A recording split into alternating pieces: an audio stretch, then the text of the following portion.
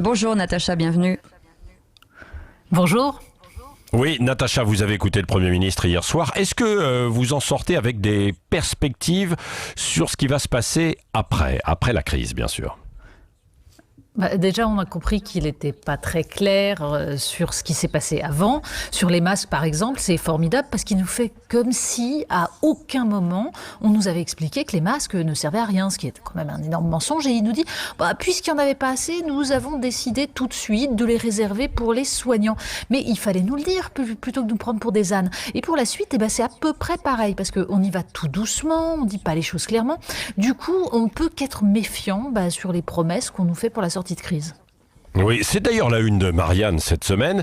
Est-ce qu'on va se faire avoir, entre guillemets, à la fin, Oui, parce que vous avez tous entendu, le monde d'après sera merveilleux. Vous savez que même Gaëtan de Capelle dans le Figaro, qui est le chantre du néolibéralisme absolu, il signe hier un éditorial pour dire qu'il faut retrouver la maîtrise de notre destin, ne pas dépendre des autres pays pour les productions essentielles. C'est-à-dire celui qui nous a expliqué pendant des années que le libre-échange c'est génial, que le Made in France c'est ringard. En fait, on croit rêver. Et en plus, il n'est pas le seul, parce qu'on découvre qu'il y a plein de nouveaux amis de la souveraineté, mais qui nous disent quand même que ceux qui prenaient ça avant, quand c'était encore le moment de réagir, eux, c'était des méchants souverainistes. En fait, il vaut mieux arriver après la bataille. Vous savez, les résistants de la 25e heure, c'est une spécialité française. Oui, mais peut-être que malgré tout, cette prise de conscience va changer les choses, Natacha. Oui, d'accord, sauf que toutes ces promesses ont assez peu de chances d'être tenues, puisqu'on nous dit que ça y est, que tout le monde a compris l'importance de l'État-providence et des services publics, mais pour l'instant, le seul élément concret, c'est une réduction des droits sociaux pour assurer l'effort de guerre.